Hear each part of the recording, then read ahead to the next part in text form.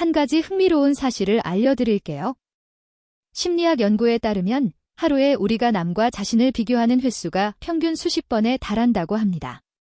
그런데 정말 놀라운 건 그중 대부분을 우리 스스로 인식조차 못한다는 거예요. 그리고 이 무의식적인 비교가 우리의 자존감과 행복감을 조용히 갉아먹고 있다는 연구 결과가 있습니다. 반대로 이 비교의 함정에서 벗어난 사람들은 같은 환경에서도 훨씬 더 만족스러운 삶을 살고 있었죠. 도대체 그들은 뭐가 다른 걸까요? 혹시 이런 경험 있으신가요?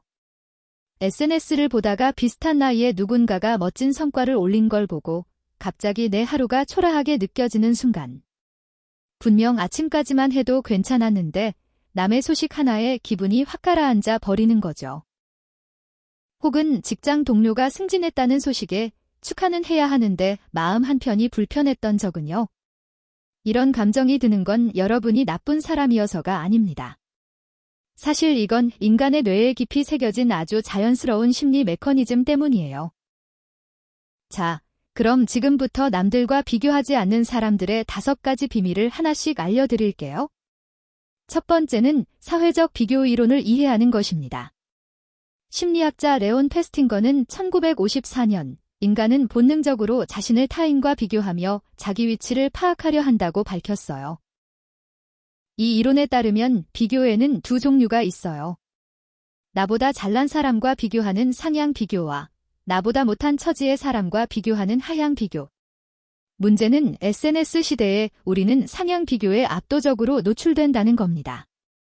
남들의 하이라이트만 매일 보게 되니까요.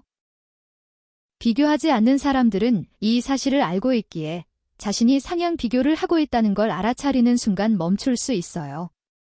예를 들어 인스타그램을 보다 기분이 처지면 지금 내가 남의 하이라이트 릴과 내 비하인드 씬을 비교하고 있구나라고 인식하는 거죠. 이 인식 하나만으로도 감정의 흐름이 달라집니다. 두 번째 비밀은 시간축을 바꾸는 것입니다. 비교하지 않는 사람들은 남과 비교하는 대신 과거에 자기 자신과 비교하는 경향이 있어요. 심리학에서는 이걸 시간적 자기 비교라고 부릅니다.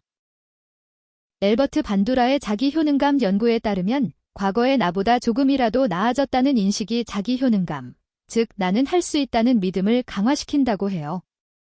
예를 들어 1년 전에는 영어 한마디도 못했는데 지금은 간단한 문장이 되는 것 남들 기준으로는 별것 아니어도 나의 시간축에서 보면 엄청난 성장이죠. 세 번째, 비교하지 않는 사람들은 상대적 박탈감의 함정을 피합니다. 상대적 박탈감이란 객관적으로는 충분한데 남과 비교해서 부족하다고 느끼는 심리를 말해요. 연봉이 올라도 옆 사람이 더 많이 오르면 불행해지는 그 이상한 현상이죠. 실제로 경제학자 로버트 프랭크의 연구에서 사람들에게 2가지 선택지를 줬어요.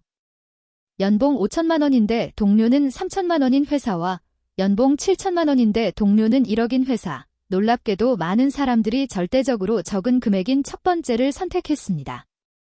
비교가 실제 행복보다 강력하다는 증거죠. 네 번째 비밀은 의외인데요. 바로 감사 일기입니다. 단순해 보이지만 심리학적 근거가 탄탄해요.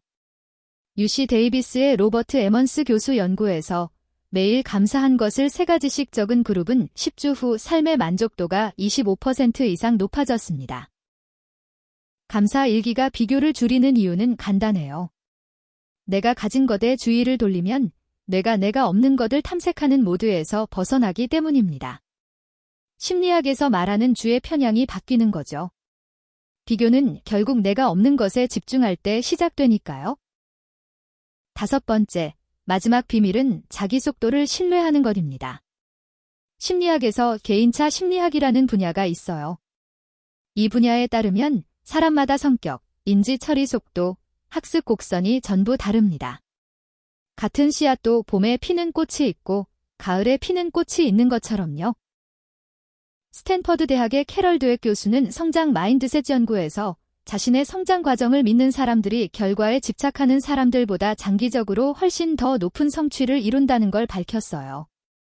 남의 결과와 비교하느라 에너지를 쓰는 대신 내 과정을 믿는 것, 그것이 진짜 강한 사람들의 비밀이었습니다.